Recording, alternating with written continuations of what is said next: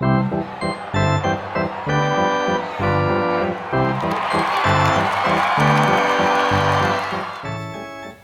now I'm going to introduce somebody who knows a lot more about our gentleman tonight than I do, and that's Bob Robertson. Thank you for coming. Thank you, Dave. Good evening, ladies and gentlemen. Welcome to our get-together to talk about America's national pastime, baseball. I had hoped that we would all stand and sing the national anthem before we started, as we do at the ballpark, but Dave told me I couldn't have a fly-through from McCord Air Force Base to celebrate, so we canceled that, and we'll just get on with the program. During portions of the program, we'll be open to questions from the audience. I would appreciate it, since we don't have a roving microphone out there. If you have a question, just stick your hand up. We'll recognize you. Please keep the questions as simple as possible, because for recording purposes, I will try to repeat the question to the gentleman to whom it is directed, and I get confused easily. So please, be loud and precise and brief with your question, and we'll get the answers for you. First, I want to introduce the panel. The four gentlemen up here all have major league backgrounds in baseball, and so I will introduce them to you, starting at the far left. Doug Sisk is a graduate of Stadium High School and Washington State University. Played baseball in both places, of course. He played professional baseball for quite a number of years. He first signed with the New York Mets. They jumped him from AA ball all the way to the major league, so he skipped over AAA. He was with the '86 Mets team that beat the Boston Red Sox in the World Series, and he later played for the Baltimore Orioles, making 52 appearances 1 year there. His major league career numbers: a solid 332 pitching appearances, 523 and a third innings, a 22-20 win-loss record, 33 saves, and a combined 327 earned run average. The gentleman on my far left is Doug Sisk. Would you give him a hand, please? And next to Doug is Jim Nettles. Now, baseball has always been a part of his life, not just his, but his brother's as well. And you'll remember Greg, his brother, who played with the Yankees. Jim was drafted by the Minnesota Twins in 1968, made his major league debut with the Twins in 1970, and went on to play 240 major league games for the Twins, Detroit, Kansas City, and the Oakland A's, where he had a wonderful time of working for Charlie Finley, which had to be a rare thing. Charlie being the precedent to Moneyball down in Oakland. He was at Kansas City, of course, as well. Jim was an All-American baseball player and outfielder at San Diego State. He was an American Association All-Star in 1970. He also had the opportunity to manage the winning team in the 1986 Midwest League All-Star Game. He's currently working as a baseball instructor here in the Tacoma-Pierce County area, and is the father-in-law of an aspiring Major League Baseball player, Mike Sweeney. And also Jim and I crossed paths with the Spokane Indians, where I was broadcasting, and a few years ago he was one of the coaches with the Spokane Ball Club, part of the Texas Rangers organization. Jim Nettles. And there's Wes Stock, sitting just a couple of spots down from me. He was born in April in Longview. Pitched 9 seasons in the major leagues and split his time between Baltimore and Kansas City. He was a coach for the Tacoma Tigers of the Pacific Coast League at one time, as a part of the Oakland Athletics organization. Wes was a pitcher for 8 years in the major leagues. He started with Baltimore in '59, and Kansas City then under the ownership of the renowned Charlie Finley after that. He was the director of minor league pitching for the New York Mets in '68-'69, and among the players he had under his direction at that time, one of them was Nolan Ryan, and then manager Gil Hodges called him up to the major leagues. Wes was the Seattle Pilots. Oh, you've heard of the Seattle Pilots, I presume. Everybody hear of the Seattle Pilots? Thank you. It'll make Wes feel better tonight. He was a pitching coach for the Seattle Pilots during their lengthy existence. In fact, he was signed to be the pitching coach in 1970. That required a trip to Milwaukee after spring training was over, as they became the Brewers that year. Through it all, he retired in 1994 after 37 years in professional baseball with 4 World Series rings, 1 with the '69 Mets, and 3 with the Oakland A's in '73, '74, and '89. And that will lead to some questions, I'm sure, about orange baseballs and Charlie Finley and so forth. Would you welcome Wes Stock? I should mention that one of Wes's sons was a star soccer player on the original Seattle Sounders and had quite a career and played overseas as well. So there was baseball in the family, but he had one soccer player in the family as well. And then sitting immediately next to me is Gary Nicholson. Now Gary is the only man, as far as we know here tonight, to serve in his capacity for both the National League and the American League in a Major League Baseball All-Star game. And that capacity was the head athletic trainer. He's the guy who kept the superstars running. He was born in Idaho. He played center in college basketball. Won't ask you to stand up because we weren't as tall in those days as they are now. But Gary Nicholson went on to become a full-time athletic trainer at the College of Idaho, did graduate work at Indiana University, where he worked with some outstanding folks, including Doc Councilman and swimmer Mark Spitz, whose name I'm sure you will remember from the Olympics. He then became a trainer in the Chicago Cubs organization. He started out in Boise, Idaho in the Northwest League. He worked his way up to the Cubs AAA team in Tacoma, and then eventually moved up to the Major League Club as an assistant and later head trainer, serving in Chicago from '72 through '76. Those were the Cubs teams of Ernie Banks, Ron Santo, Billy Williams, and of course their feisty manager, Leo DeRocher. That must have been a trying time as well.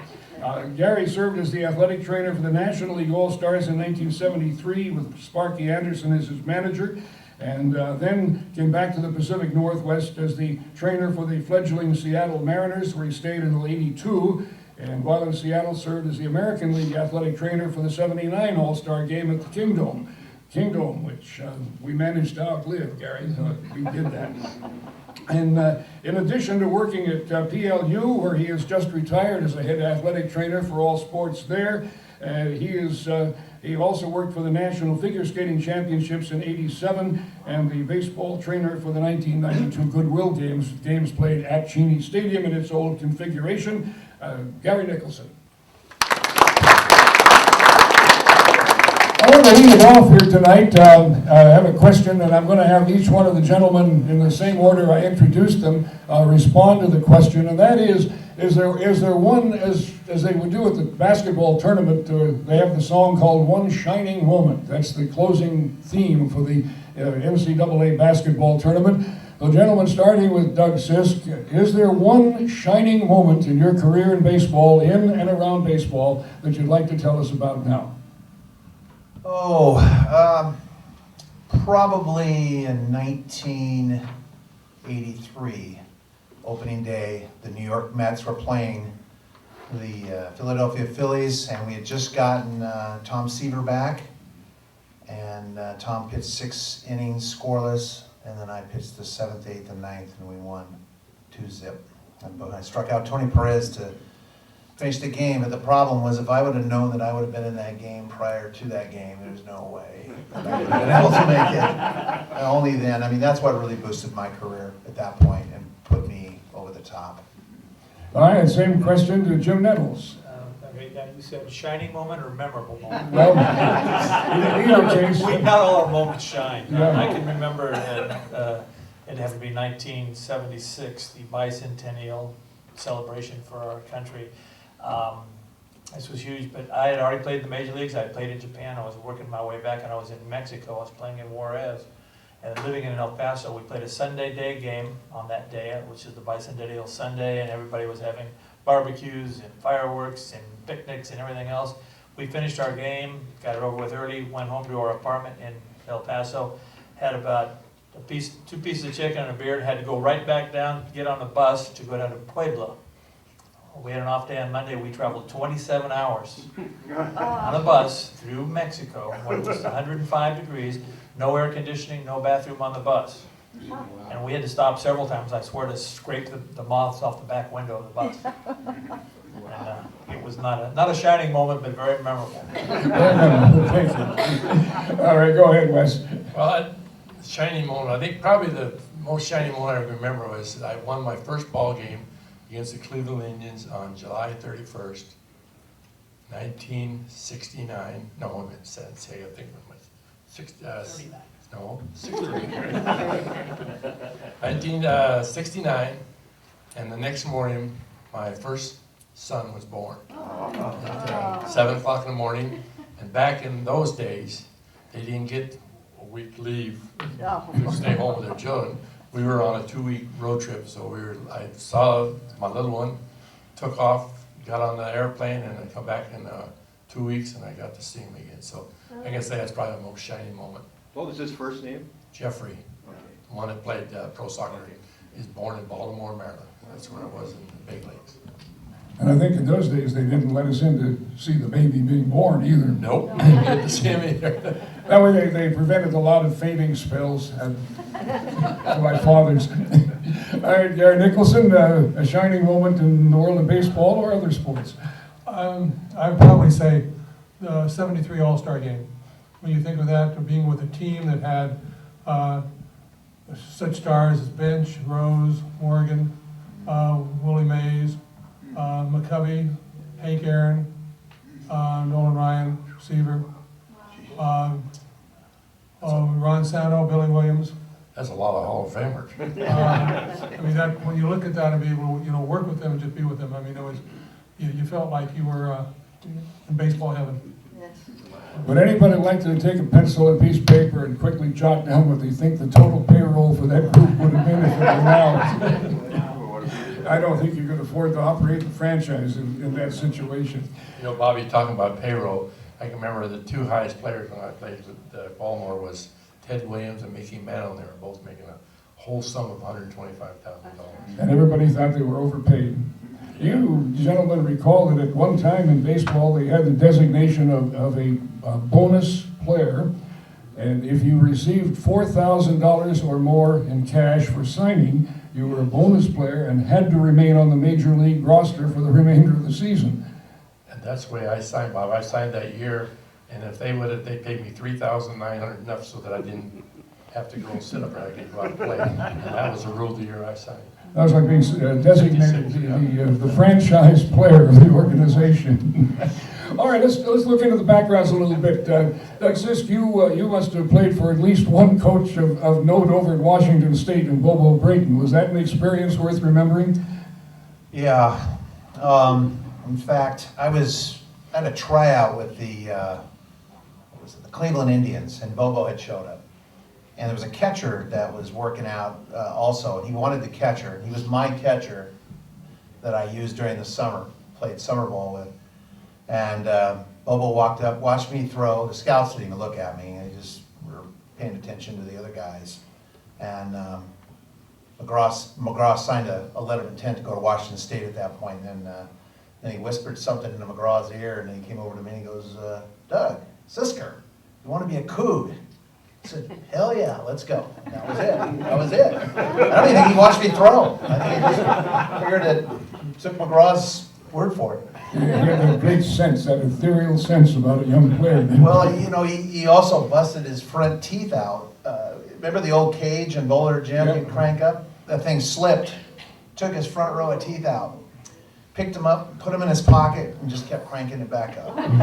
That's when we knew we didn't want to screw with the guy. Facilities are quite different now with Yeah. high school and college players. Jim, you and your brother Greg, you did play together, as I recall, because you hit home runs in the same game, didn't you? Yeah, but we played together against each other. I mean, he was with the Yankees, and I was with Minnesota, and then when he was with, he was Cleveland, I was Minnesota, and then we did it also when I played for Detroit, and he played for the Yankees. And did you hit home runs in the same game? Yeah, twice. Twice? Yeah, twice. I mean, I don't know what I was doing hitting home runs, but I hadn't hit 2 of them that he had. He hit 400 and something, so I hadn't hit a few of them. Yeah, Jim and his brother are I think, 5th all-time for brother combinations hitting home runs. And what did you tell me one time? He had 406 and you had 6. We had whatever. One time we were like number 2 or something behind the Aaron's. And I had 16 and he had 400 and something, or 300 and something. But I said, you know what? But Tommy Aaron only had 1, so I beat my guy. Henry, you too. It's on you. You see the competitive nature of the guys that play baseball. They always have to be out on top of somebody. I could have been a statistician. You're going to make those stats lie any way you can. Spin doctor. Wes, your minor league background, where all did you play before you got to the major leagues? Well, I find out of college at Washington State again University. And of course, I played for a guy by the name of Buck Bailey. You had a colorful one too. Ooh, very colorful.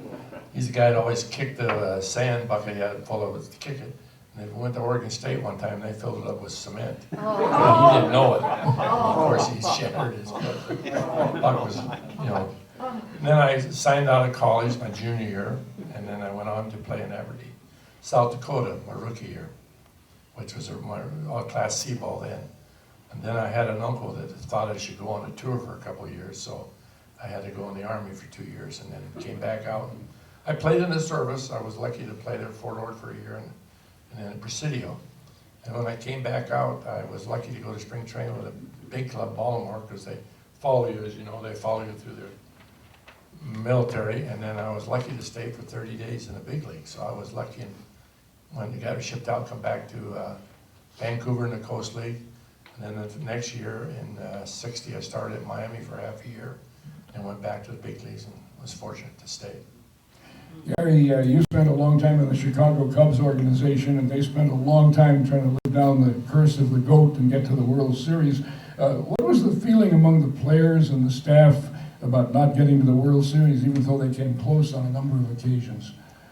Well, it was always a situation where it was always next year, you know, they were going to come back and do it. And they was always looking for that one player that was going to be able to do it. I mean, they went out and they got Fergie Jenkins, who didn't come up through their system as a pitcher. And they had, they got a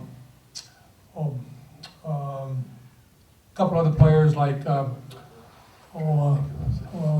Rick Mundy, they tried to help with.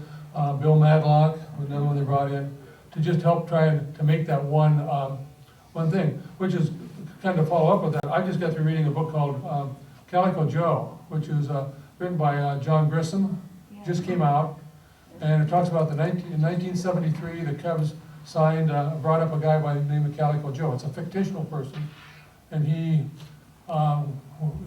played 38 games, and he was hitting .519 when he got hit in the head by another player, and it goes on to tell, you gotta read the book. But they brought him up to go and make the big drive and so forth.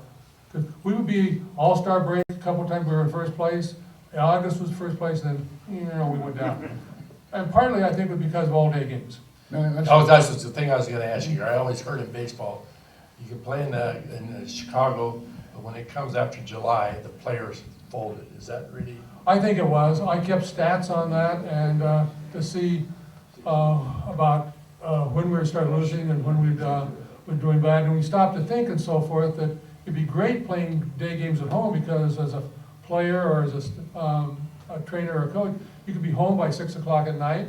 You got up in the morning at about 8, you went to the ballpark. It's like a normal job. But then you go on the road, and then all of a sudden you'd be playing night games, and you could adjust, but then you'd play a night game and come back and play a day game. And then the heat. We supposedly had air conditioning in the locker room, but by the time you took a shower, you went out to your car, you were wetter than if you were still in the shower. It was just the humidity. It was just unbelievable. And you'd have ball players that lose 15, 20 pounds in a game and so forth because of the humidity. And the Cubs were one of the first teams to use Gatorade. Used that for, I brought that with me from Indiana. And also because of Ron Santo. Ron Santo was diabetic, and he couldn't drink pop or anything, and so we looked at using Gatorade because it had saccharin in it at that time as an artificial sweetener. So. Gary mentioned Ron Santo. Most of you as baseball fans probably remember that Ron was a Seattle kid, went to Franklin High School, which was right across McClellan from the old Six Stadium, the Coast League ballpark that the Seattle Rainiers and other teams later used. And I recall doing television there that Ron Santo would come over. And in those days, we didn't have these little slanted boards in front of the mound for pitchers and batting practice. They rolled out the cage, pitcher stood on the rubber, and he pitched to the guy in the cage, and you took BP. Ron Santo would come over. He was an all-star high school catcher. He would come over and he would catch batting practice for the Seattle Rainiers. And then he would take off his catching gear and his spikes and join Joe Marshall, the trainer, and help to get the field ready, put down the lines and so forth, and the two of them would get the ballpark ready. But give you an idea what kind of a guy Santa was, who played up till as long as he could, and then spent the rest of his life as a part of the television crew for Chicago. But he was kind of a hometown guy in this part of the country, and I don't know if there's another one that caught BP and then helped to get the field ready. Yeah, let me mention, since we're talking about books and the Cubs and things like that, there's also a book, and I think we're kind of pushing reading here since we're at the library. There's a book called The Missing Cub. And you've heard of that one, with Darcy Fass, and he's a local who now lives down in Centralia, and now he's retired, gone to Arizona. Very good read about a guy who would have made maybe the difference in, I believe it was 1969 or 70, I can't remember what year it was now. Could have got the Cubs over the hump. Now that hump is it's still there. It's a big hump now. Well, Gary mentioned the heat and humidity taking its toll. Some of you don't realize about the minor leagues that most of the trips in the minor leagues are in buses. And up until fairly recent times, the buses weren't air conditioned, and a lot of the leagues were in the deep south. Doug, did you have any trips in buses with no air conditioning and lots of players, and then get into flannel uniforms and play? Well, fortunately for me, in Jackson, Mississippi, in AA, at game time, it'd be about 100 degrees. But the first ball that was off the bat, you just see the humidity coming off of it. You talk about losing weight. I was a starter in AA. I'd go in at 210 and weigh at 185 when I'd come out. Just dead, seeing sparkles, and you're consistently having to drink. We had an old bus. The Texas League was brutal. You had to go to Shreveport, Louisiana, Tulsa, and you also went to Little Rock, Arkansas. That was on a bus that had old converted airplane seats on it, no air conditioning and no bathroom. So everybody would sleep in the upper above. Davy Johnson would literally take a hand truck of beer and load up on that truck. We would travel at night because we had no air conditioner. And the only thing that saved us was we had the #1 pick in the nation on the bus, Darryl Strawberry. So every time he had to go to the bathroom, we went to the bathroom. So it was hot, guys. It was smoking. No air conditioning in the lockers, no food after the games. Yeah, they give you about $8 a day meal money back then. And you roomed with another guy. And a lot of guys, no air conditioning, be throwing up in the bus, that kind of stuff. So it was pretty brutal. And in the back of the bus is where the engine is. So the heat would just crank. And guys were stripped down to nothing. And just an ugly scene. You got a lot of money. In 1956, we got $3. That's what I was thinking too. We had to pay taxes. Speaking of meal money, that's what the players get. They get a per diem on the road. It varies by the level at which they play. The major leaguers, I think, are up in the 90s now per day for food money, and it works its way on down. And I remember a few years ago when I was, well, more than a few, it was a decade or more ago now, I was doing the Tacoma games, and we were heading for the bus, and we had just acquired he was a veteran ball player whose major league career was about through, and he was going to finish it up in AAA. And he boarded the bus. The athletic trainer got aboard and handed out the envelopes with our meal money for the 12-day road trip. And you say, well, 12 days is quite a ways off. That's what the Tacoma Rainiers are starting next week after their homestand, go on a 12-game road trip. But he handed out the envelopes, and as the players would do, they knew what they were supposed to get. But everybody would open his envelope and thumb through to make sure he hadn't been shortchanged by the management, and trusting folks. So everybody got through this all right. And I remember it's a 12-day road trip, and our recently acquired major league player got his open and started to grumble about how cheap the management was, that they had only given him the money for the first 4-game series on the road.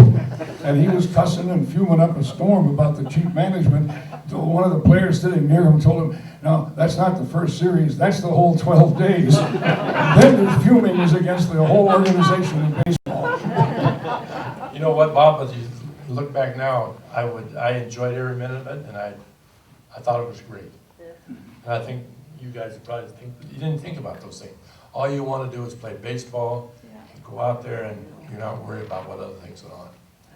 I would imagine that all of us up here at the table, given the chance, would go back and start all over and do it again, wouldn't we? No doubt in my mind. No.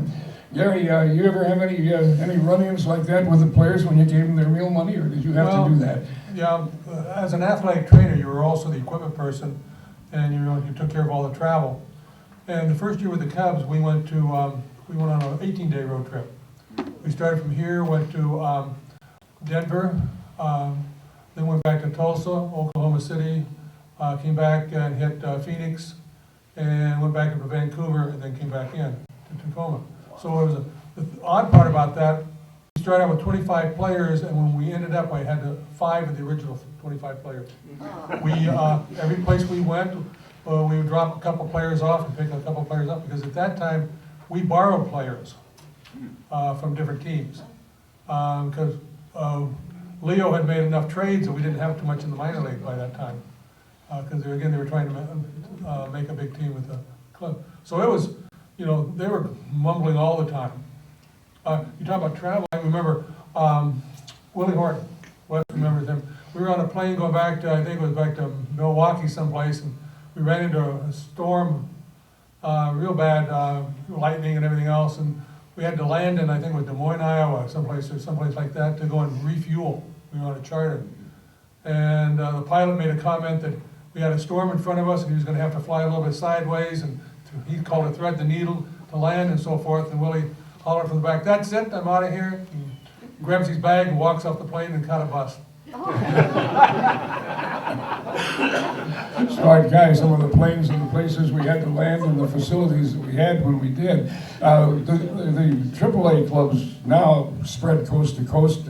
Tacoma, for example, when they go on a road trip anywhere east, the players will play a night ball game at Cheney Stadium. It'll get over maybe at 10:30. Let's just pick that as a nice round number. By the time they get showered and changed and everything packed and get to their apartments, it's probably somewhere after midnight. We would have to be back at the ballpark at 3:30 in the morning to catch the bus to SeaTac, because we were required by league rule. We had to take the first flight available out of Seattle to get to where the next series was being played, because you didn't have an off day to travel. You just traveled and played the game. And boy, I'll tell you, you saw some very bleary-eyed folks when that bus rolled up. Most of them were living up at Federal Way, and we'd get the 5 or 6 of us who lived close on the bus at Cheney Stadium, and then the bus would go over to the On the Green apartments at North Shore Golf Club. That's where most of the players were. We'd pull up there, and all the suitcases would be lined up on the curb, and we'd go on from there to get to that next game. And if you didn't make a connection, you were in real trouble trying to get there. Now, Gary, you mentioned Leo, and I asked the guys about playing for colorful managers. You maybe had the most colorful manager of all.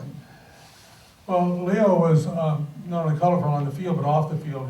He had all these different people that would follow us around.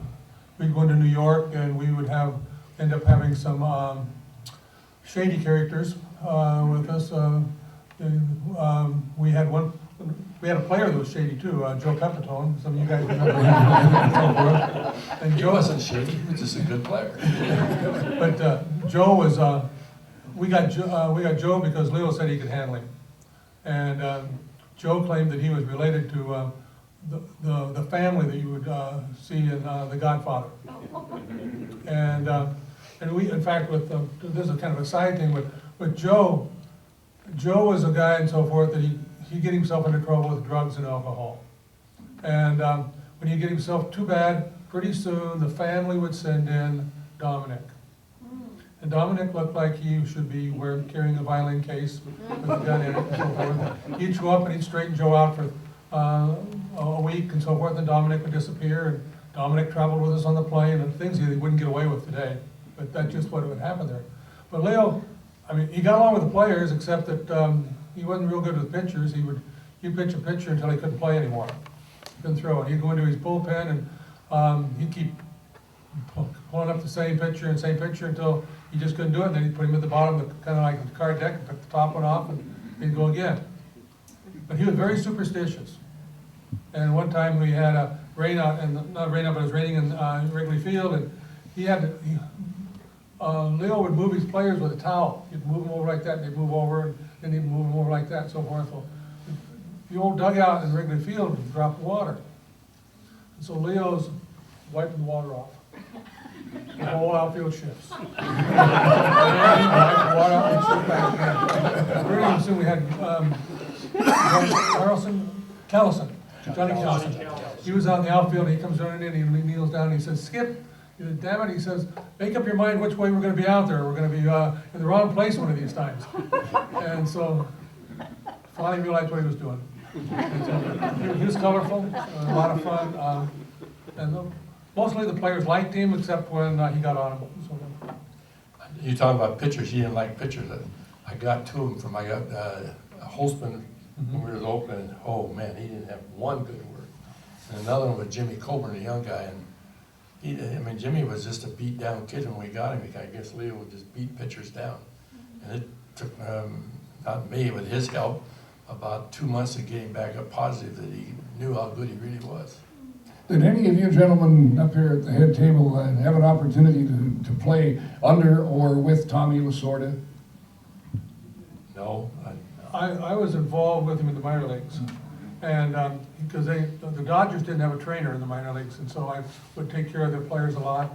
And then he was in the Coast League when I was in the Coast League and did some things there. And then we was then in the National League, and he was an interesting guy, character and so forth. He kicked me out of their clubhouse once because he thought I was stealing ideas. I went over to visit their trainer, and he saw that I was there, and we knew each other real well and so forth, and he hollered at me, and he started on his little act and so forth, about that I didn't have enough blue blood in my veins to be in the Dodger locker room. I got kicked out.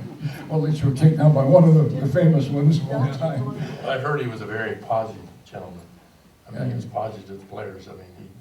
He made them believers, I guess. I think he was probably one of those people who early who are now the trainers who, not only athletic trainers, but who have classes and teach you positive thinking and that sort of thing. He was of that nature, I think, right? That's what I'd heard. I didn't, just.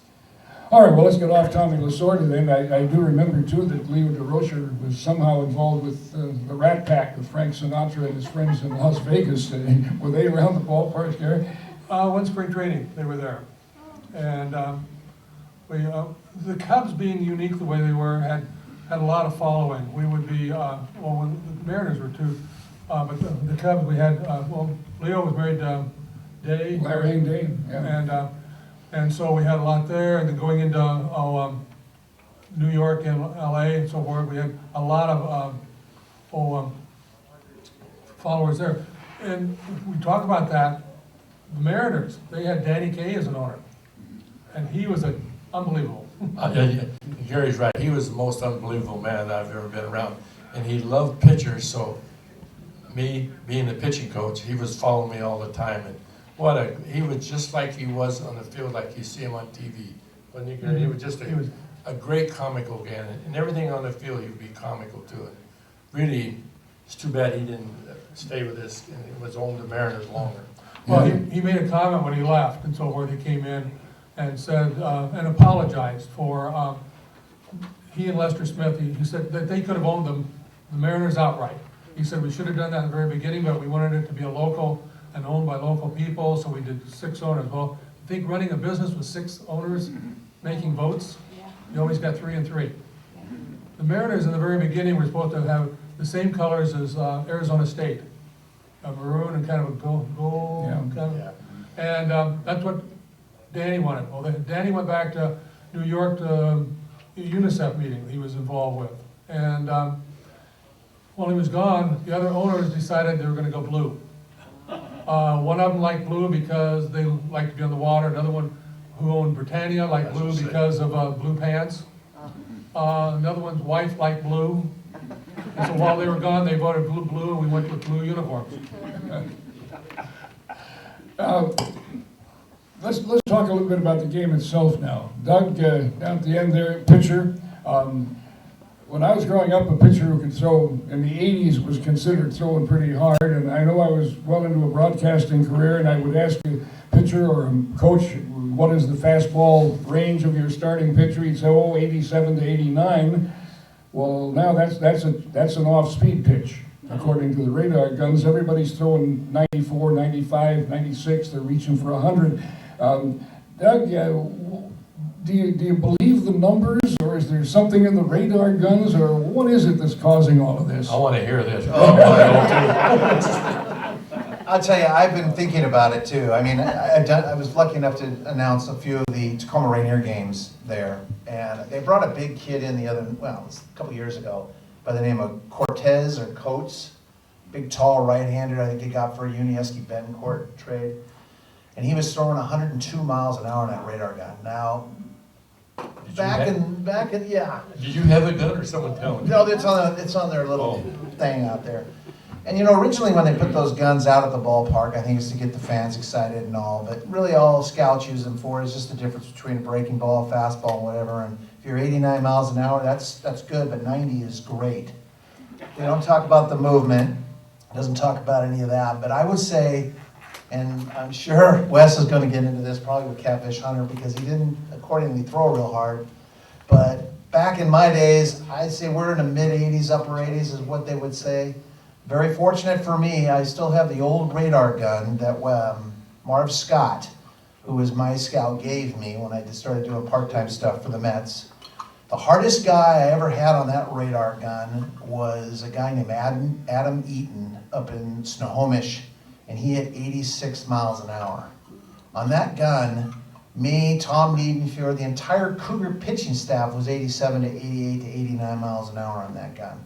I took it to the Kingdom to do some pro coverage for this New York Mets against the Seattle Mariners.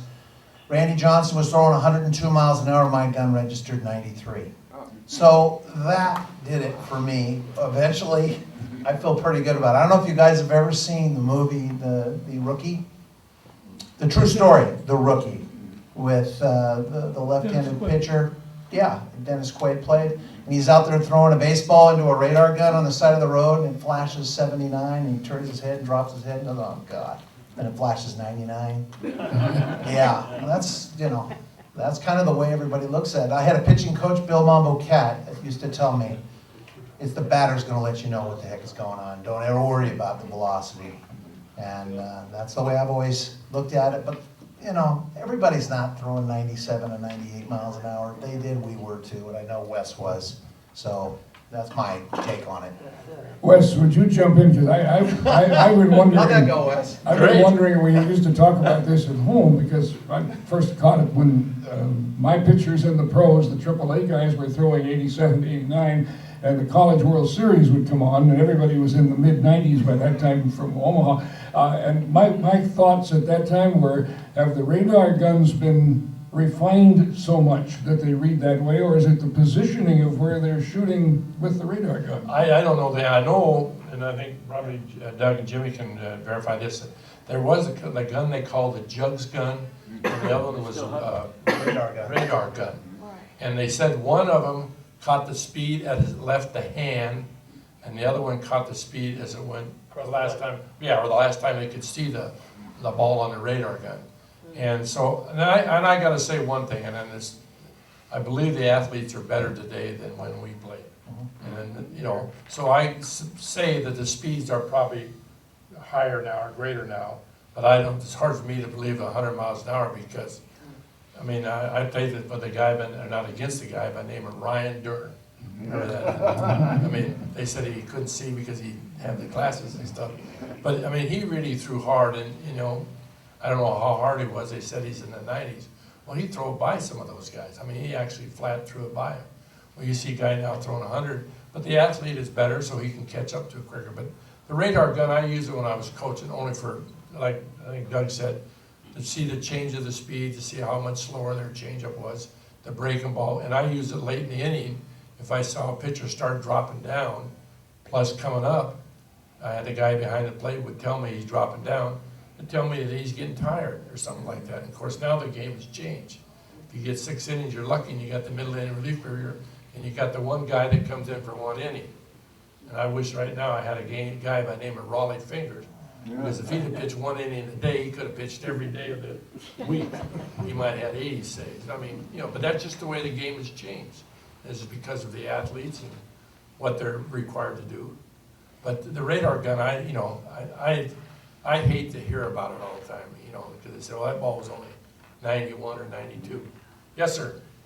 At the Mariners, I sit behind home plate, and the Yankee scout in front of me last night, or night before last, and I believe it's Cleveland, both of them using the radar guns.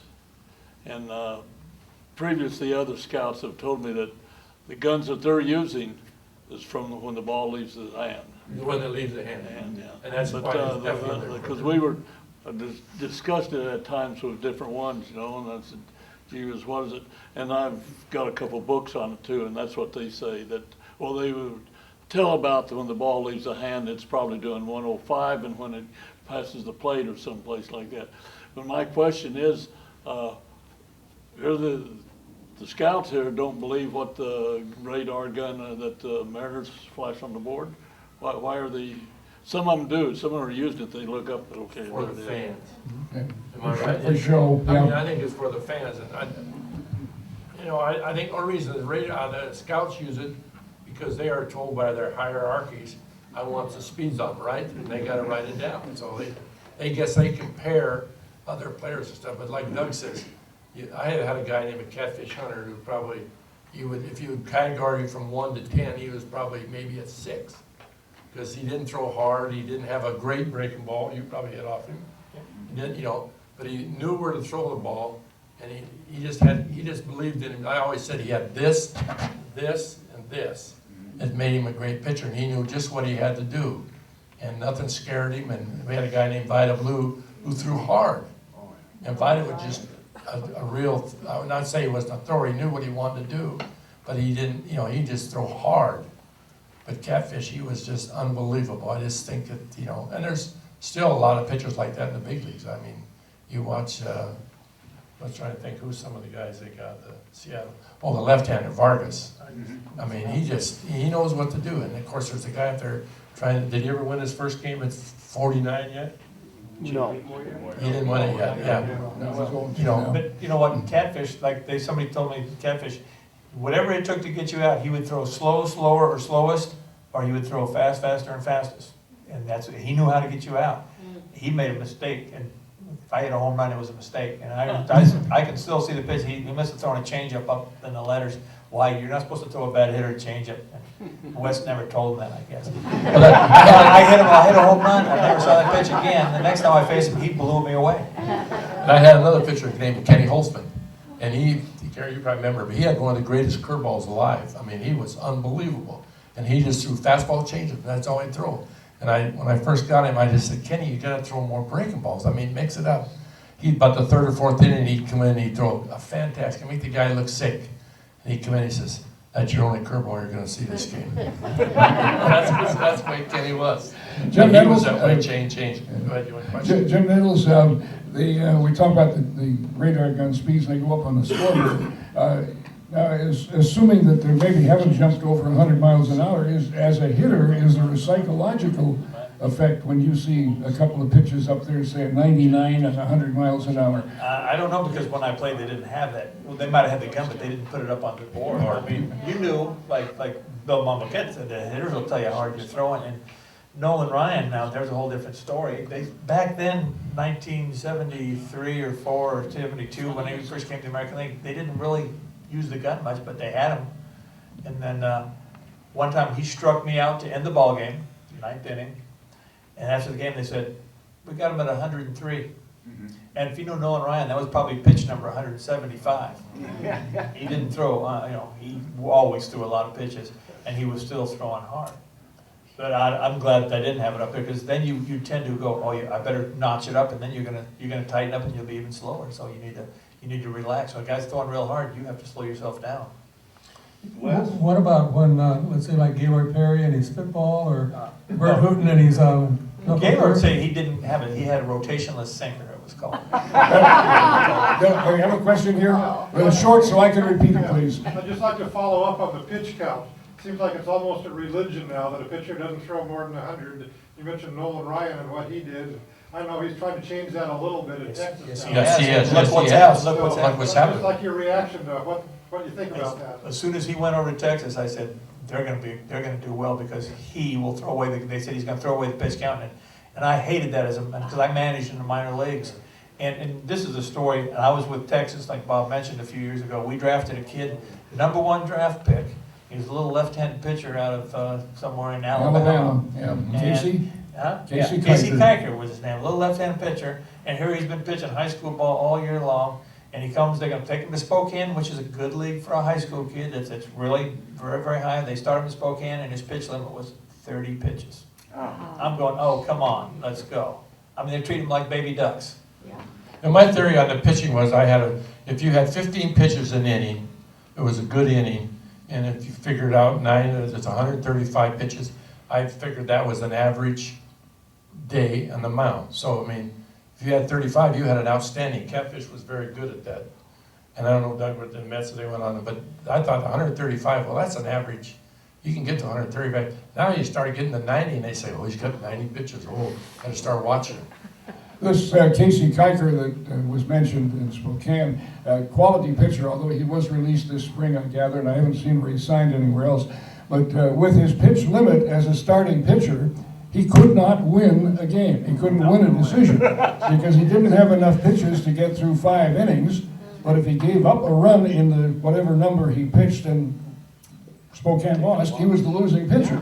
So I think he came out of that season 0-7, I think was his They official might record. have worked him up to 65 for 70 pitches. I mean, the kid was probably throwing 120 pitches every high school game he pitched in, and he was strong, he was young.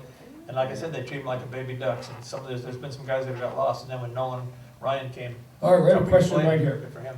Who makes the determination on the pitch count? Who makes the determination on pitch count? Now, Now, the yeah. organizations, Where in the the organization? guys that haven't played. That's a good answer, Doug. I mean, the GM and up. Yeah, they're from Harvard or Dartmouth or some college like that. And not That's taking anything one away from the college, but I mean, that's most a lot of general managers are now. And I just, I mean, that's like Nolan. I know Nolan, and if his limit was probably 200, right, when he was coming up.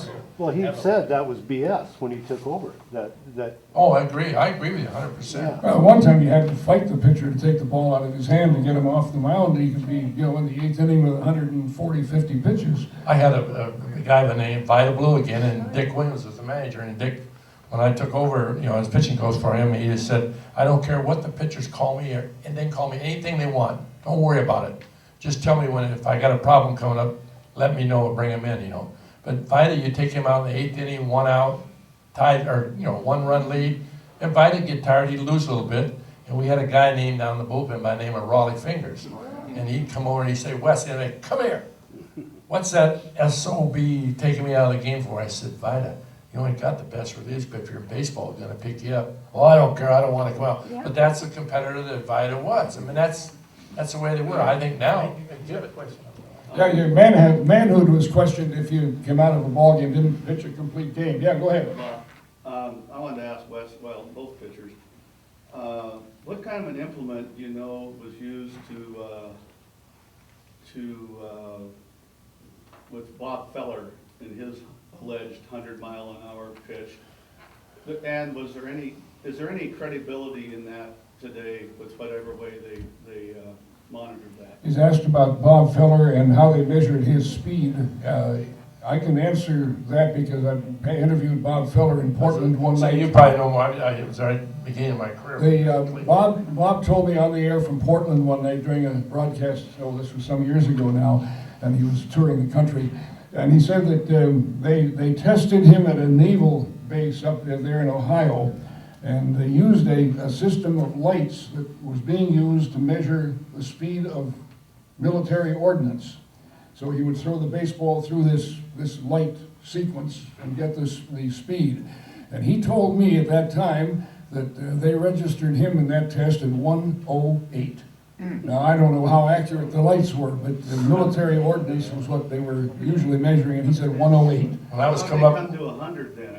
I don't know. When I was coming up with Vancouver, they did the same thing. And Chuck Estrada, who some of you know, threw hard. Yeah. And so they got myself and him, and I guess I threw pretty hard.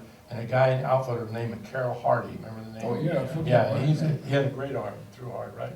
But they brought out a military, some kind of a thing, and that's what we had to do, is throw it through a box, if we could get it in there to test. It was a pretty good sized hole. I couldn't have done that. And that's how they tested how hard we throw, and I don't, I can't, I wasn't concerned about that, I was worried about getting them out. Yeah, Bob Feller, I don't know what his speed actually was. I don't know what it would be on a radar gun, but I know that he threw hellaciously fast, so that was the key to him. There's another guy with him, his name's Herb Score, could throw. Yeah, until he got hurt. But Bob, we're trying to compare eras, but one thing I always say, the guys who were the good players 30 years ago would be good players today. The guys who were good players today would have been good players 30 years ago. The guys are going to rise to the level of the competition. That's what it is. Yep. yeah, so you're still getting the best players available at the major league level. You always were. Maybe the talent is spread a little thinner now. Although now you have the influx of players from the Latin American countries and Japan and Europe and wherever else, and so that may even some of that out. It's kind of unfortunate though, if you look at, and I've been involved in a reality baseball show that's going to be airing here shortly, and the big deal is in this show is why are we importing so many of the players? And they've got these humongous camps all across, in the other countries. And may I have your attention, please? there's not a lot of the library will close in 5 minutes. There's not a lot of Anyone who would like comparisons to that check out you can look materials at must come players to in the the checkout United desk States immediately. versus This is your last Dominican chance to Republic check out or materials. anywhere else, because those rules over there are different. Our kids here got to go to college. They got to maintain a grade point average. Down there, they're bred straight and strictly for baseball, and it's it's opened the floodgates up to a lot of different exposure for players. The Cincinnati Reds a couple years ago signed a left-handed pitcher out of Cuba, Chapman. Anybody see how much money they gave that guy? A ton. The Japanese players that they're getting out of Japan, how much money they pay just to talk to them, just to talk to them.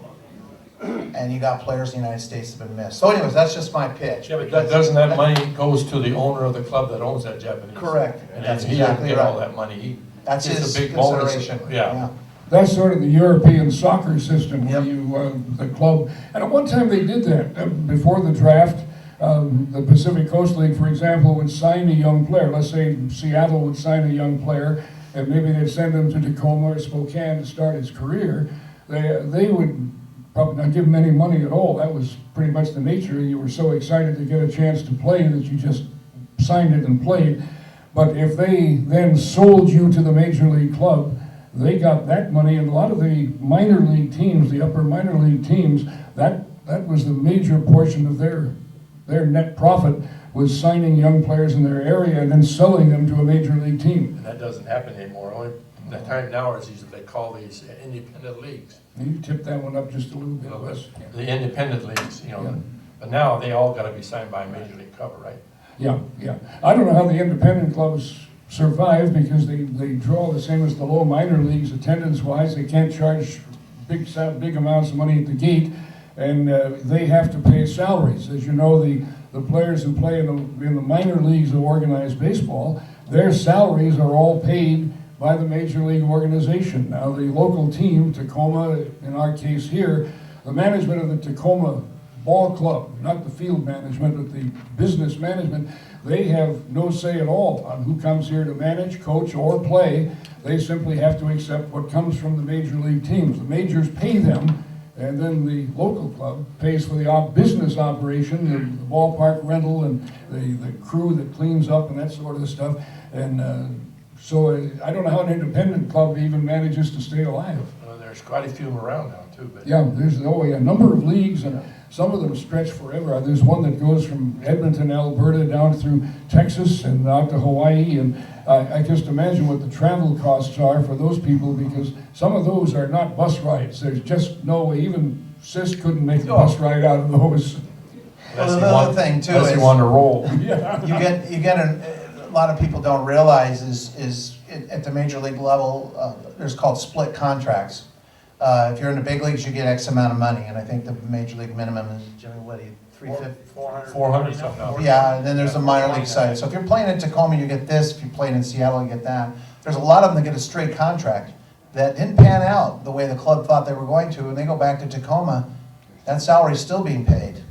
So there's a lot of guys that are playing in maybe Tacoma that are making, you know, 3, 4, 5 millions of dollars that, you know, who pays that? All right, we'll talk about that when we come back. We have to take a brief break right now. If you want to stand up and turn around, take a deep breath as soon as we get the new tape in. All right, the first one I had was, and you can answer, I guess, simple nod or whatever they had. Gentlemen in the audience asked, we were talking about managers. Did any of you play for or with or know Jim Fergosi?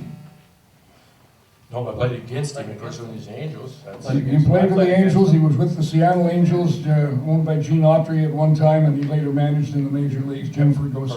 For the California. He was described to me as being, should have been in that character manager coach list. So I didn't know him that well, but that was what was relayed to me. So, well, all right, let's get going with part two. We talked about the radar guns, position, release point, refinement of guns, 108 miles an hour for Bobby Feller in Cleveland back in the days when his career was interrupted by 4 years of military service. Jim, what about the baseball bats? I recall we used 35, 36 ounce bats. Some of the guys with big guns would probably go higher than that, 36 inches long. Now they're using things that weigh 31 ounces and they're 30 and a half inches. One of the main differences is that the philosophy of hitting has changed in the last 30 years. When I played, everybody had a 35-inch bat, maybe a 32-ounce. Now they're down to 34, 33, and they stand real close to the plate.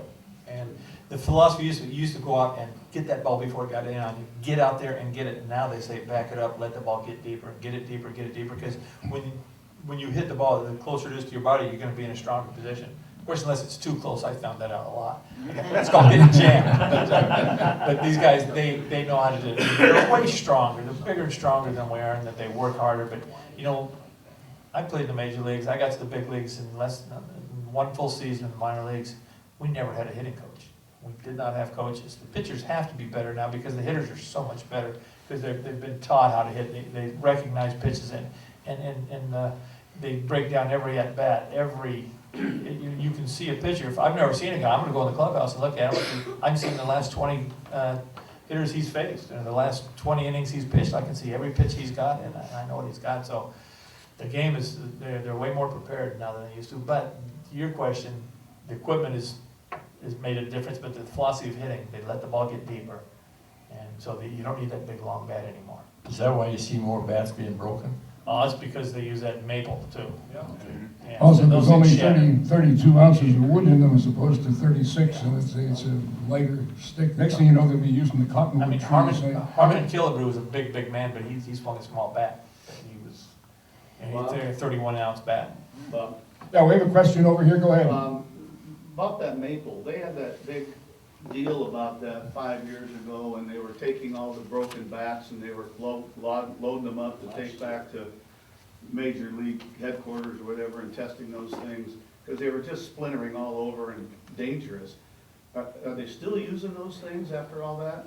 Are they still using maple bats after all the testing of broken maple bats? Do we know? As far as I know, they are. Yeah, are they? For some reason, maybe they're not exploding them as much.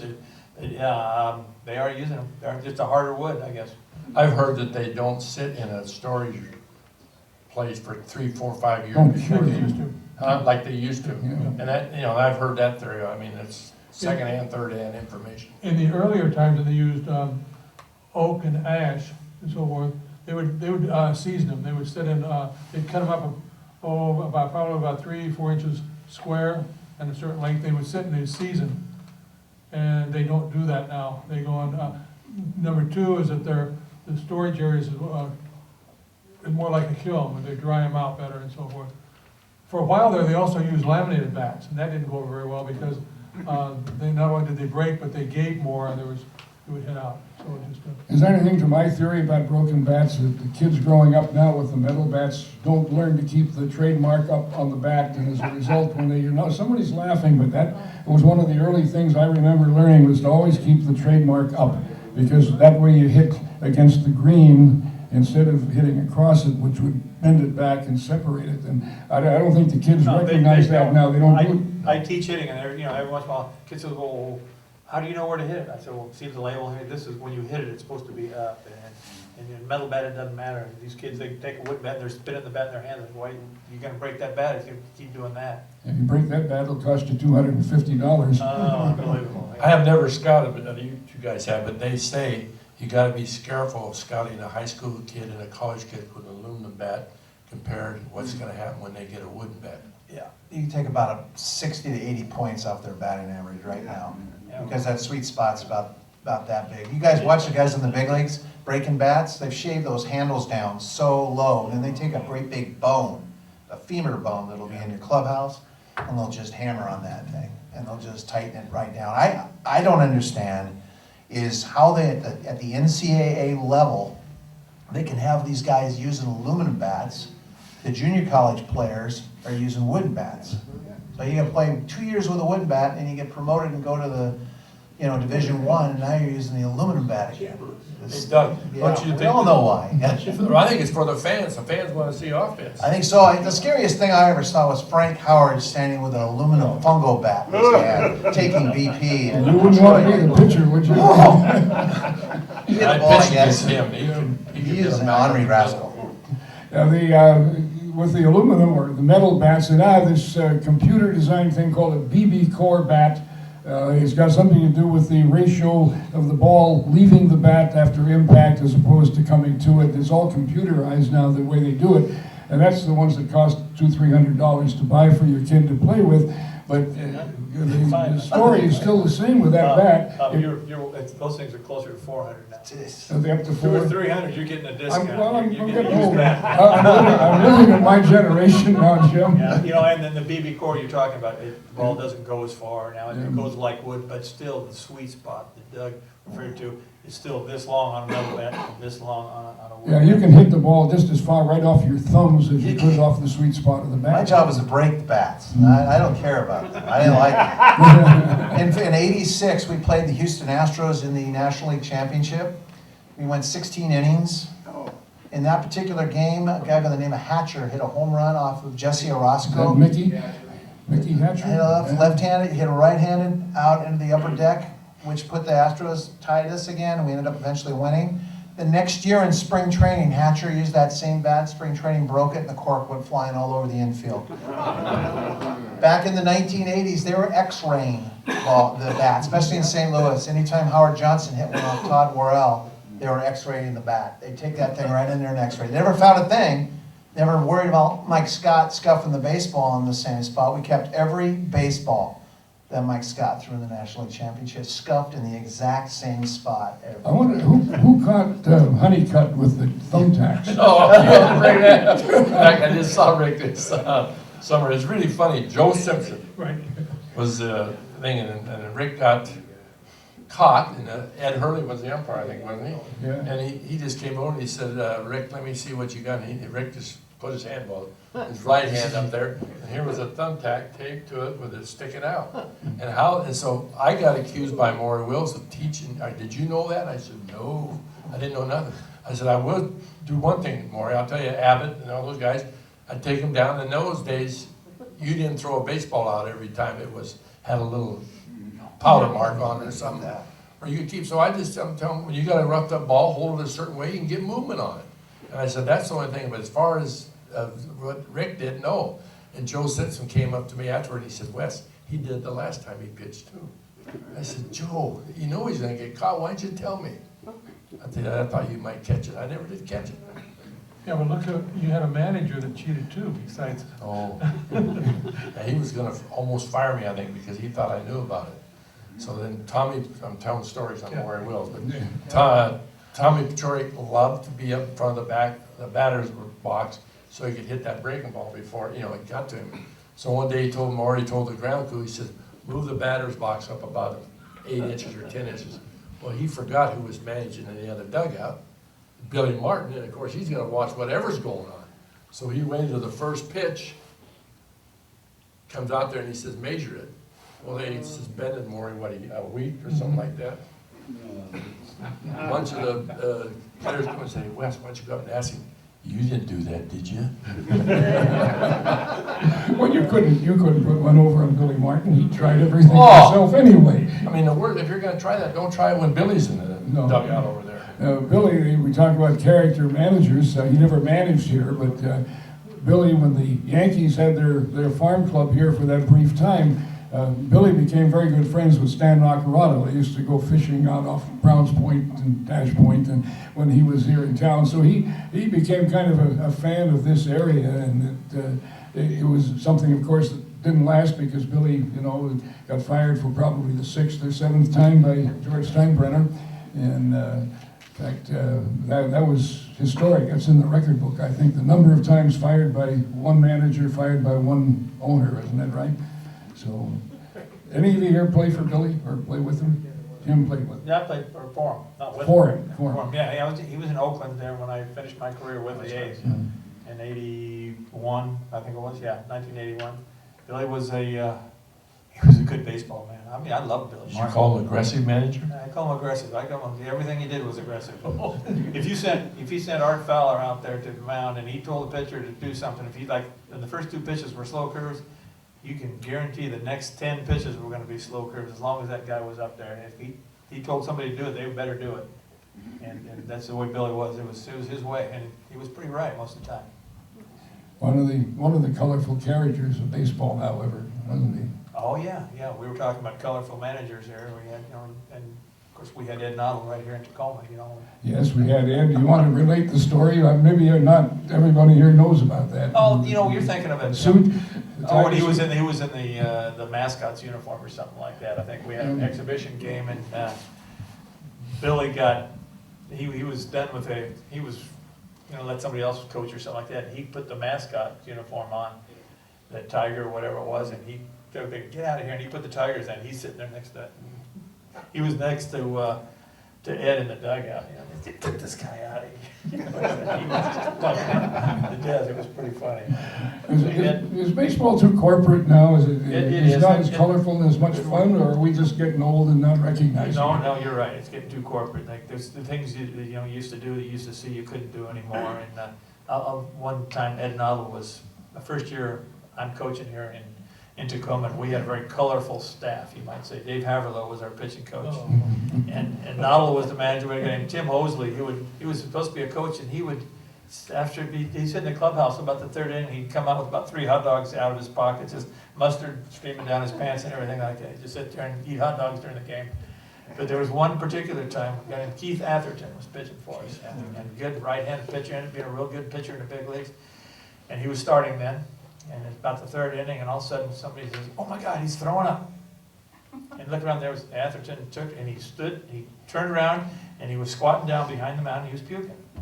And so Ed runs out there, checks him out, and the trainer goes out there and with him for a while, and he comes back about 3 or 4 minutes later.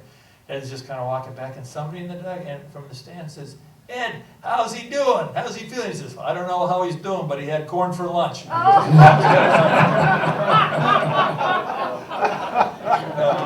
don't have that interaction with the people anymore. I think ball players, I had a kid by the name of Marty Patton, remember that name? Oh, yeah. And I had him in Milwaukee there, and I'd have to go into about 15 minutes ready to warm up or something like that, and I go in and I hear somebody just barfing in the toilets by the dugouts. I go down and here's Marty. First time I ever known. I said, "Marty, you all right?" He said, "Oh yeah." He said, "I get this way before I go down to warm up every game." And that was just he had to, I don't know whether he ate something before, but he just had to vomit before he'd go out to the bullpen and warm up. And that was just his, a lot of ball players got a lot of different, what do you call them? Superstitions or things that they do or causes their body. All right, well, let's run the table here. Anybody here, Gary, you want to start? I don't know whether trainers have superstitions or not, do you? Yeah, probably the stuff we'd rub on the shoulders. We'd use certain things. In fact, the story goes a long time ago, a trainer that was in Chicago, 2 trainers before I was and so forth, was working on someone, and he reached over, he had his liniment and so forth, he reached over and so forth, and put somebody's hand and started to rub the guy down, and then he realized it was Coca-Cola instead of a lemon and so forth. The guy went out and won. So guess what they used the next game? Wes, how about superstitions?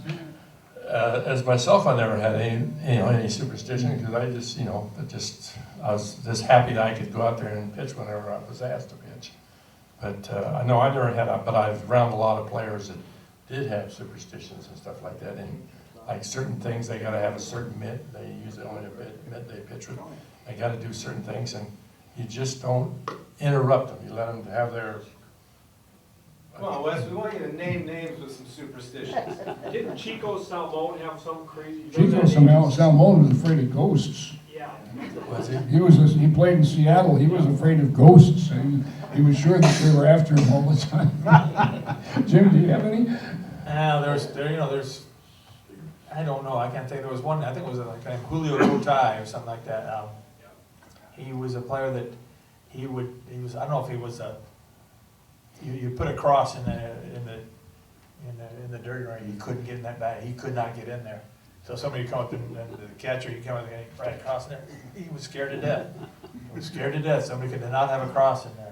It might not have been Julio, it might have been somebody else, but some of that, one of the Latin players. Mm-hmm. Doug, anything? Well, there's a couple of them. There's a pitcher that used to play for when I was with Cleveland, a guy named Turk Wendell. He pitched for the New York Mets a little bit. This guy would have to turn around, point to the outfield. They'd have to point back to him. He'd have to brush his teeth between innings. The guy was whacked out. Turk Wendell. But probably the worst one I ever saw was in Chicago. I was called up in '82, and it was all-day games. We're heading down Shore Drive there, heading to the ballpark, and I'm sitting in the back of the bus, and there's this big horse statue to the left of us with a guy sitting on it, and everybody's looking out towards the water. And I said to somebody, "What's the big horse statue? You don't look at the horse. You don't look at the horse's stuff. You don't look at that. It's bad juju." And I go, "Oh, no, it's not." I go, "Yeah, it is. Roscoe looked at it last year. He was 4-0. He went 4-14. He said not only did he look at it, he wanted to get out of the bus and kiss it. He said he went crazy. He said, I laugh at the horse's stuff, the stuff hanging out." So it was amazing to see 25 grown men, trainers, managers, and everything, pull up to this stop sign light and look in the water, because they will not look at the horse because of where it all started. I don't know. Would any of you play in the period when they used to lay the bats on the ground instead of having bat racks in the dugout? And it was a standard one that you do not cross the bats. Oh, yeah. That was the worst thing you could do. Now, I thought maybe that had gone away when the bat rack in the dugout came in and everybody had his own slot for his own bat. But in those days, the bats were all laid out neatly. The bat boy was in charge of getting them laid out there. But if you came in there and tossed your bat in and it fell across the other bats, you were done. These guys now are showering in the same showers. Yeah. And when I was with the Braves towards the end of my career, Deion Sanders and 4 or 5 of the different guys would get these big bass heads and stick them over their shower head, and that was their shower. And that's where they showered every time. And if anything changed in that, man, it's not going to be a good day. A few years ago, we went up. Bob Boone was managing Tacoma in those days. We went up to Vancouver for a 4-game series, and we were in the craze at that time of wearing the old-fashioned uniforms, and we had, I think they were old-fashioned White Sox uniforms. That they were dark blue to black, and they had collars on them, and they were wool flannel as wool socks. And so we went up to Vancouver, and we had to play the series up there in these uniforms. They didn't. They played one game in their old uniforms, and then they played the rest in their standard modern uniforms. And we were swept. We lost all 4 games. We got across the border on the bus coming back, and there was an uprising on the bus. The players wanted to stop the bus. They wanted Booney to put the dugout, the uniforms in the ditch, pour gasoline on them and burn them. He vetoed that because he said he would have to pay for the uniforms when he got home. But that was how the players felt. We lost 4 games in those so-so uniforms. They wanted to burn them right there in the ditch outside Blaine on the way back. Any other superstitions or? Leo did not like the trainer to go and get the infield ball. There was bad luck. And I didn't know that and so forth. So the first game I was with him and so forth, the ball came in. And in AAA, I was used to getting the ball and giving and so forth. And I was standing there, the ball was coming to me, and everybody started hollering at me, "Gary, don't touch the ball." And I'm thinking, why and so forth. Well, I did. And Leo came down and he chewed me up. And told me that we were going to lose that day because the trainer, a non-baseball player, touched the ball before the game. And did you? Yes. Leo was a very wise man. Okay, now we've talked about bats and baseballs. I want to find out about, we talked about, highlight moments right at the beginning, things that happened to you that you felt each one of you good about. Tell us about plays or players that you have seen that made some kind of a special play. Now, in my mind, I'm thinking Willie Mays catch in the World Series, something like that, although you see so many of those now with all the highlights we see that that one may not stand alone anymore. But plays that you have seen. Wayne, I want to say something. I got to apologize. Wayne Carlson from my hometown of Shelton realized that I won my first game at 59 and not 69. So that's what happens when you get old, you don't remember it. It's all right. Getting old is not that bad because you get to meet a lot of new people every day. Thanks, Wayne. All right, now, Doug, you want to start that one off, play or players that you've seen? Well, we had a utility outfielder, position player with the Mets. His name was Kevin Mitchell. He made a play in the outfield to right, well, it was in left field that day. It was on Game of the Week, and I can still hear Bob Costas saying it, barehanded the ball. And I mean, it was an incredible play.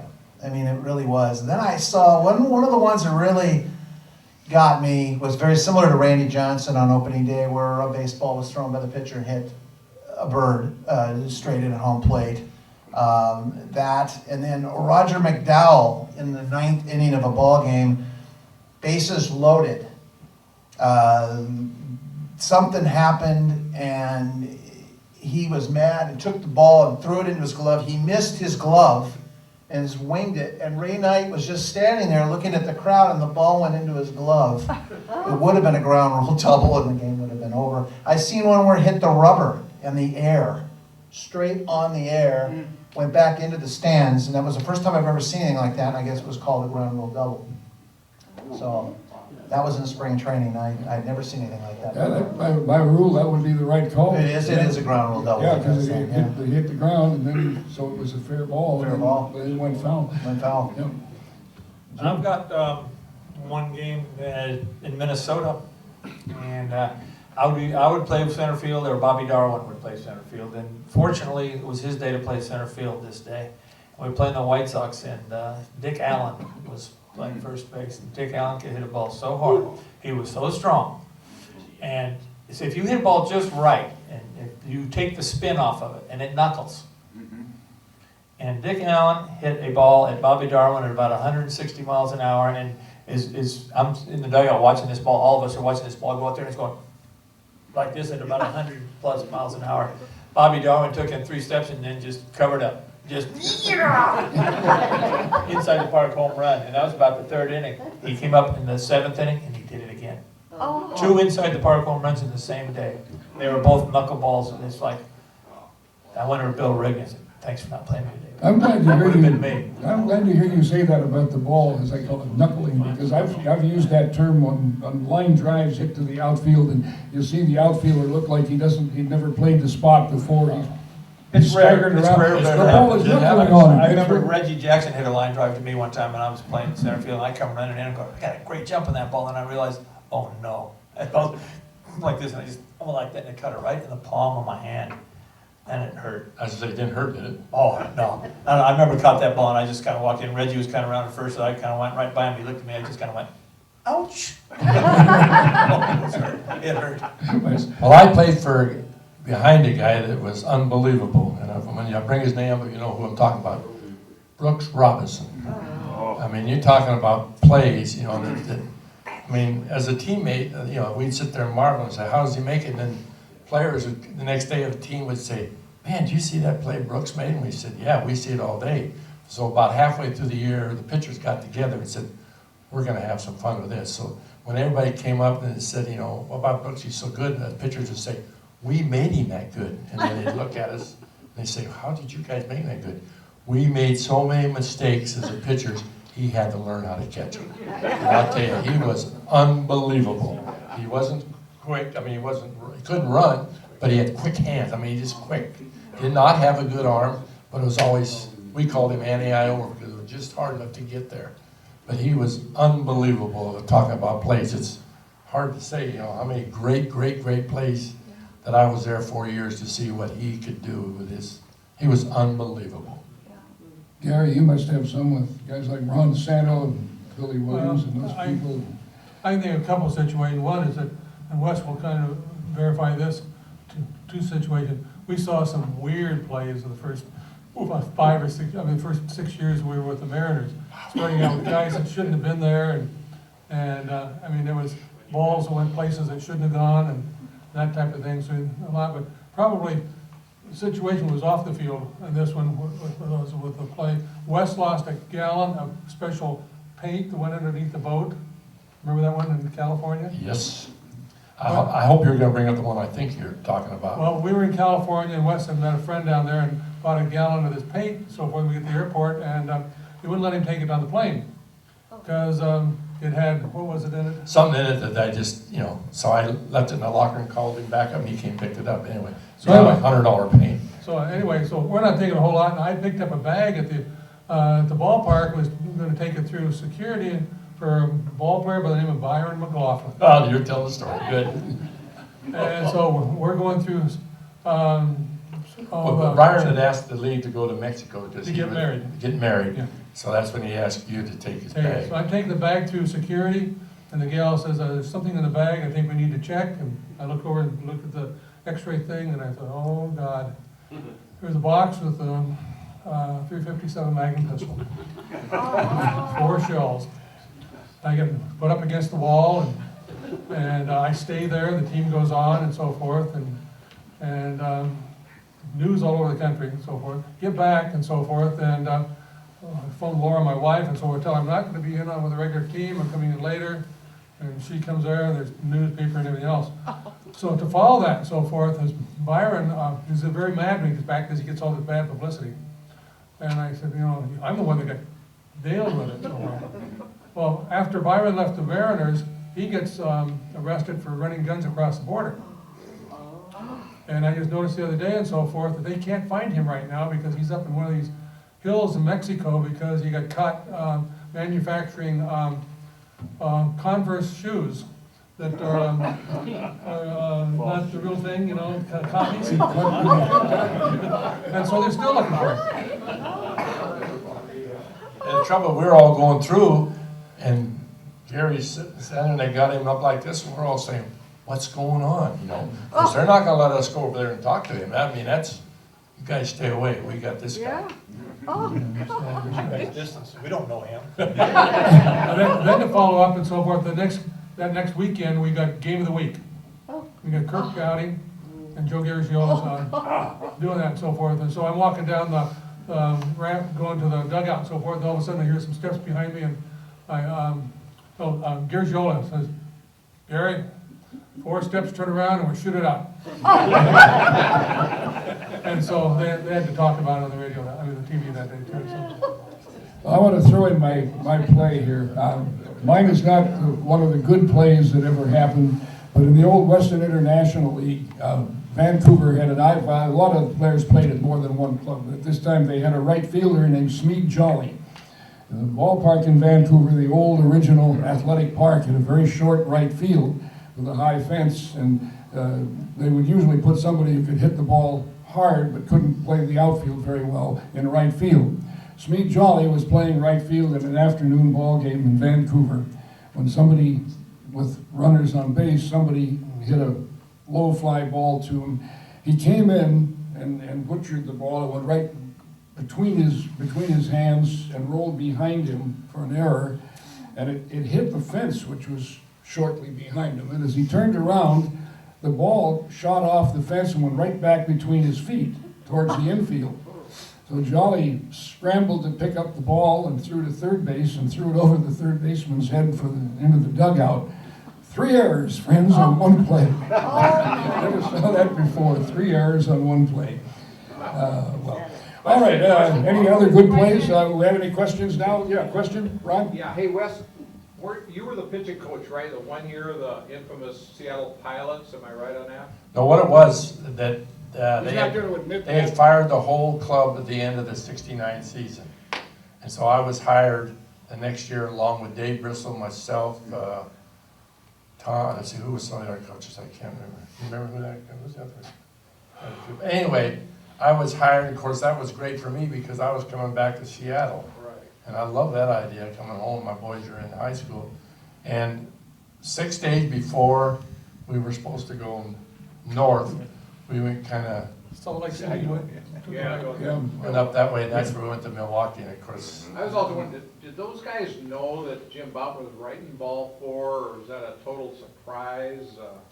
well, from what I know, I think it was a total surprise, and it was a very upset in baseball that he would write some kind of a book like that.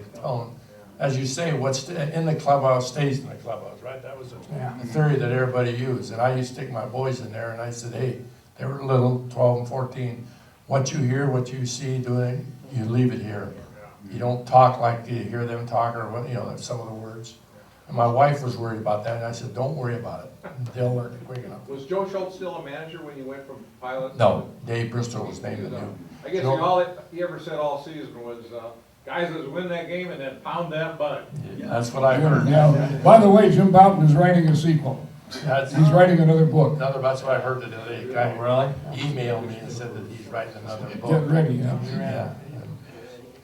Yeah, I have in my possession for quite some time, I had several copies of the 1970 Seattle Pilots Media Guide. They printed a very limited number for those of us covering the club and handed them out at spring training time. And I got a hold of 2 or 3 of them and brought them home, not knowing what, because I didn't go to spring training. I brought them home from the ballpark. And just kind of threw them on a desk, and then they didn't come home. So I had these media guides that were for the ball club that never existed, the 1970 Seattle Pilots. I think, if you know Bob and anybody know, they'd say, I think it was a deal that was just a matter of when it was going to be, officially become the Milwaukee Brewers, and the Seattle Pilots was leaving. And there was no cash in the ball club to speak of, except the guy from Cleveland had $1 million in, and nobody else did. And they were, to give you an example of how they were running, with no cash in the ball club at all, in 1969, they operated a press room where we could go in, reporters, and order a T-bone or a New York steak cooked to order in the press room. Now, you can't run a ball club with no money in the till and feeding the reporters like that. You got a lot of good articles, I guess, but offset them by the way they played. Well, talking about the Pilots, PLU has had a sports information director by the name of Jim Kittlesby. And Jim was an assistant general manager with the Pilots.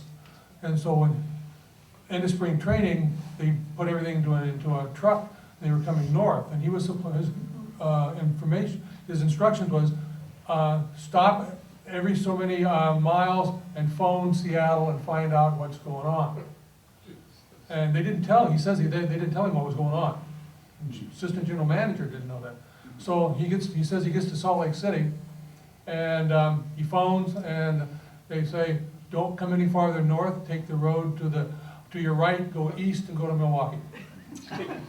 And so he took the truck with all the files, everything and so forth to Milwaukee. And so he was in Milwaukee for the rest of the year, then he quit and came to PLU as the sports information director. Bob, you probably can verify this and say, but I'll tell you, in 1969, when the expansion club, and even again in 1977 with the Seattle Mariners, the owners then really controlled, and they didn't give up too many good players, right? Right. I mean, that was a situation that you got a lot of AAA, almost all AAA players. If you took some big league players, they couldn't play anymore anyway. So, it was just you were a AAA ball club trying to survive. And it was tough. And we had trouble with the Mariners in the sense that. It was a lot of fun, though. It was a lot of fun, but we had a situation where in the middle of the year, and I can't remember what year it was, but it was before Arduous bought it, that we were, if you wanted to buy anything from, let's say, my end of a tape or anything like that, I had to have money in hand. We were that hurting with money. And we were back in Baltimore, I think it was, on a trip, and traveling secretary wasn't for sure how we were gonna get home. Didn't have the money for the plane tickets. And made a comment that, did we have money or do we have credit cards to buy our own, get home? So you can see, baseball's a fun game, Yeah. especially at the major league level. You know, but I tell you, we still had fun. We had a great time there, and I mean, most of the guys, I would say 99% of them wanted to play. They would listen. They tried to do everything. I mean, it was a fun time. But the one time the pitchers didn't, you know, that was a toughie. Tell them to throw the ball over the plate, and they'd hit it out just a fly ball and go out. So it was kind of tough to tell them to throw the ball over the plate. They wanted to pick at it. So one day they took a tape measure, measured from left center and right center the distance, and it's supposed to be about 390. Good. This was 357 feet. They measured it out. They didn't advertise it as that, but that's what they measured. I think, a good question for all three of you who played, and Gary too. Although I don't know what trainers get paid today, but we read about what the players get paid. If you don't mind, guys, would you tell us what was the most money you ever made playing professional baseball in a single season? My highest salary was $20,000 from Charles O. Finley. And I thought that was heaven. And, you know, I mean, I think today the superstars are worth, and this is my opinion, the superstars are worth, and they may not agree, but the superstars are worth the money. I think what has happened in baseball is that the mediocre, which is about, 80% players, they're the ones that are way up there in salary. And I think that's what has changed the salary, you know, because of the mediocre and the arbitration and all that stuff in the union have made the mediocre ball players overpaid. That's my opinion. Jimmy and Doug, and you guys, you can. You know, there's the TV money's there and it wasn't there then. Right. So, you know, more power to them. I'm happy they're making that much money, but I think I made $33,000 playing in Japan one year. 33, Doug? About 550 between that and the World Series share. The 86 Mets World Series share that year was 87,000. But you're playing in the generation of now. Sorry, I know. I'm getting older though. Look at my hair. It's getting I can tell you another story. We played the Dodgers, and it was the highest World Series pot that had up until that year. And that's World Series cut this year was $321,000. That year we got which was a lot of money, more than I was making as coaching, was $27,000 when we beat the Dodgers in 1974. I'll make you all feel bad. When I signed my one and only contract with Portland, it was for $250. Start paying when you show up for spring training on your own. Oh, that's what. And I never collected it because I quit and went to radio broadcasting instead. Gary, what was yours? I ended up making $24,000 at the end of baseball, and that was common. I mean, that was about average across the board for trainers. We always hoped to go and get a share of the World Series or get playoff money and that type of thing. But I did make 65 when I was with Oakland in the years there as a coach. So I thought that was really great. But Do any of you remember Rick Reichert? Oh, right, very well. Gene Autry signed him to a contract with the Angels. And University of Wisconsin. Yep, a great football player, football, baseball, and they paid him $100,000 bonus. I assume that included first year's salary because of the day. But they paid him $100,000 and sent him to Seattle, where his manager was a former pitcher named Bob Lemon. Lem was a character, believe me.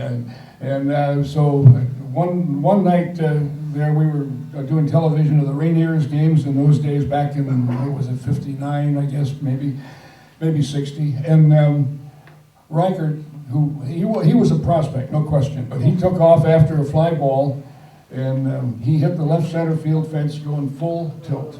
And he just splatted against the fence and fell back onto the grass. There was no warning track. Fell back on the grass, and he was down and out, and everybody rushed to him. And somebody asked Bob Lemon after the game was over, they said, well, how did you feel when you saw Reichert down on the ground after running into the fence? And Lem, without hesitation, just said, about like the Cowboy would have if it had been Champion. Champion was Gene Autry's horse. You got to be older, I guess, to remember that. But I don't know, it's one of the great quick comebacks for Bob Lemon or a manager.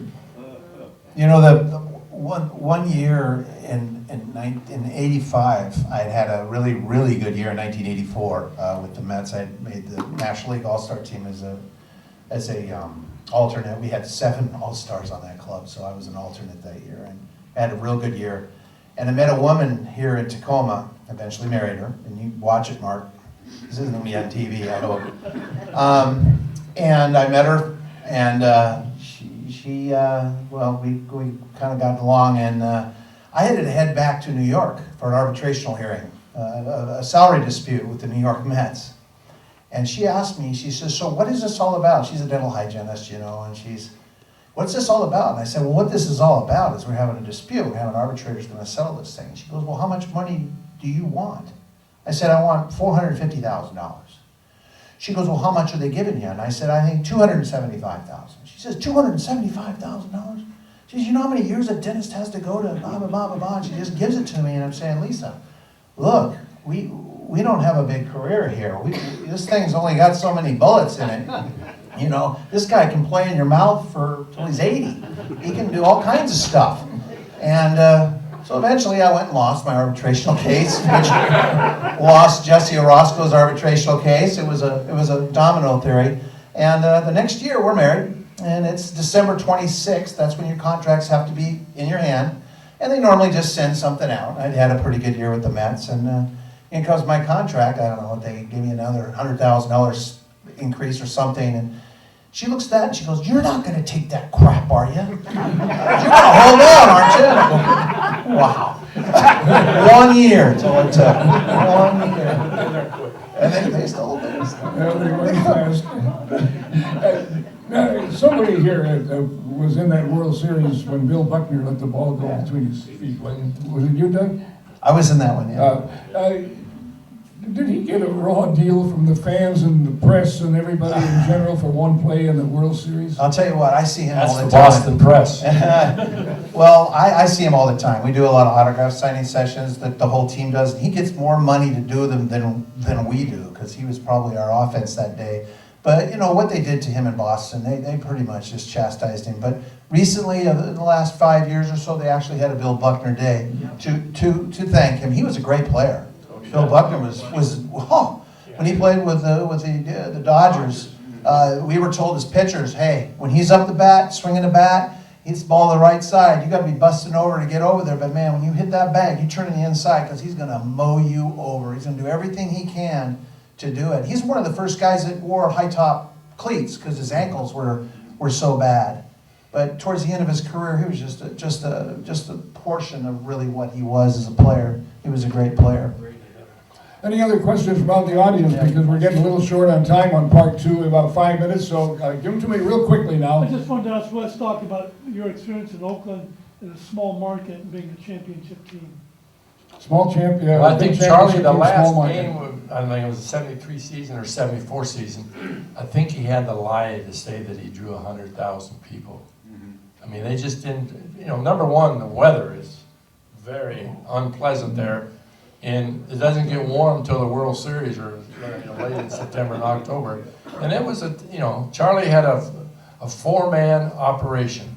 He had his secretary, because he didn't have anybody in his office, scouting director and stuff like that. Yellow baseballs and jackrabbits to deliver Well, umpires. you talk about that yellow baseball. We're getting ready to open the season, and we're in spring training. And Catfish is the starting pitcher, getting himself ready 5 days down to open the season up. And Charlie comes down and says, I want to use the orange baseball today. I said, Charlie, Cat's pitching today, and I want him, he's going to be the home opener. I want him to go out and field the ball. And he said, I don't care. I don't want that orange baseball. I got permission to use it. So I went to Cat, and this typical guy that Cat is, he said, I don't care. Give it to me. I'll go out there. And I think he gave up about 8 or 10 runs because he couldn't hang on to it. It was slippery. And, of course, Charlie did a lot of things for baseball. Let me tell you, night World Series, the night All-Star game, and the colorful uniforms. He's the one that started everybody. The first time I went over there, They had white shoes, and I put them on, it looked like my feet were 14 feet long. A white shoe, you're not used to it. But, I mean, he had, and he told me right at the end there, he says, I'm gonna sell the ball club. In fact, remember, I got him to come up here for the big speaking engagement up here, and that'd take me 10 minutes to tell a story about trying to get We him don't up have here. 10. No. All right, quick answer. No, let me get this quickly now. Each guy, how would you vote on this current situation where the winner of the All-Star game gets the odd game in the World Series? Up or down? Down. The reason I say that, why should the worst team in history during the playoffs have the home field advantage in the World Series? There you go. All right, that's the answer, Gary. Just for a second. All right, Gary, you have anything to add to that? No, that doesn't involve me at all. No, you don't care. You just get your World Series share and go. I think it's the dumbest thing ever. It's an exhibition game anyway. You know, even every year I played, I'd sort of watch the All-Star game. Next year later, I couldn't even tell you who won it anyway. I go to games to see the players, and a baseball All-Star game is pretty good because the players play hard. It's not like the football games where they might get hurt, and the basketball game where they just don't play any defense. But it has no bearing on a World Series whatsoever. No, every other year like they used to. Doug Sisk, yea or nay? I'm with these guys. I just don't see it. I mean, they're trying to create a lot of excitement in an all-star game. I mean, we got a home run hitting contest. This is a 3-day event. It's a huge event. A lot of money's dumped into this thing. No. If they did it on the combined American versus National League during the season, then they got something where the players are trying to win the game. How do we feel about interleague play? You like it? I like interleague play, but I think that they should basically, whoever has the best record in interleague play gets the World Series, if that's what they're gonna do. Yeah, that'd be a good way to set it. Well, I think for the Players Association, I think they looked at it as a revenue sharing situation where you get to buy a Dodger hat at Safeco, that kind of stuff. I think they looked at part of that. I think ultimately they're looking to create a real World Series someday where, obviously they've been to Japan, they've got stuff going on in Australia, Cuba, Canada, Dominican Republic, Puerto Rico, all across the nation, Russia. I think someday that's what they really want to do. What player just went to Japan? What's his name? Played with the Dodgers? Guerrero? No, just went to Japan. Yeah, he's ahead of it. Wasn't no China? Oh yeah, you're right. Jimmy Lefebvre, right? Yeah, it was. In fact, they did a thing, I don't know if you guys saw it on TV the other day, not too long ago, the $1 Million Arm. In China, they have cricket, and they took every cricket player they could find and tried to teach them baseball. The Pittsburgh Pirates signed 2 of them, and they're currently in the Pirates organization right now. Well, at least they'll keep the ball down. They will keep the ball down. India. I'm sorry, it was India. It was India, I'm sorry. They just learned how. I think we are out of time, gentlemen. I want to ask one question. Doug, when you was in high school, were you a low ball pitcher or a high ball pitcher? I just tried to throw strikes I once. tried to throw hard, and he was up, because he went to school with my son, so I saw him a lot. And he was a high ball, tried to throw it 900 miles an hour, right? And he'd get mad if it didn't go there, right? That's right, I was trying to hit seagulls at dash point and blocks. That's what I was trying to do. And here you become a very successful pitcher in the big leagues as a sinker baller. Exactly, guys. I can't tell you, maybe it was because of this, but I had more pitching coaches tell me, my God, I've never seen anything like that before. How teach our other guys. I couldn't teach it. You had too many thumbtacks. You can't. Yeah. I never cheated. I did once put KY jelly on the inside of my belt, and it was a very cold night in Montreal, and my belt pulled up a little bit. You can see this huge wet spot across there. It was like 30 degrees out, and there's no way I'm sweating. But I used it purely just to get a grip on the ball. As Wes was saying earlier, very slick feeling. It's like throwing a cue ball. You try to aim it, you try to guide it, and it just doesn't work. And Jim that's what I Nettles tried is to do. taking all this about cheating with baseballs in as a hitter, just wondering what do you have to do to win? It's too late for me anyway, it doesn't matter. They could have just put it up their underhand. I was just happy to be there. I think there's one theory in baseball I always use. A good pitcher will get a good hitter out any time of the day. A good hitter only wants one pitch, and that's why he's a good hitter, because I can remember I threw some poor hitters, and I say, whew, did I luck out? But I never got to say that when I had to face a good hitter. Am I right? Gentlemen, thank you very much for your participation. It's been a fun couple hours here, and I hope the fans also enjoyed it. Doug Sisk, Nettles, Wes Stock, Gary Nicholson, thank you very much. And this is Bob Robertson saying thanks for being with us tonight here at the Tacoma Public Library. And as we always say, always be a good sport, always. So long.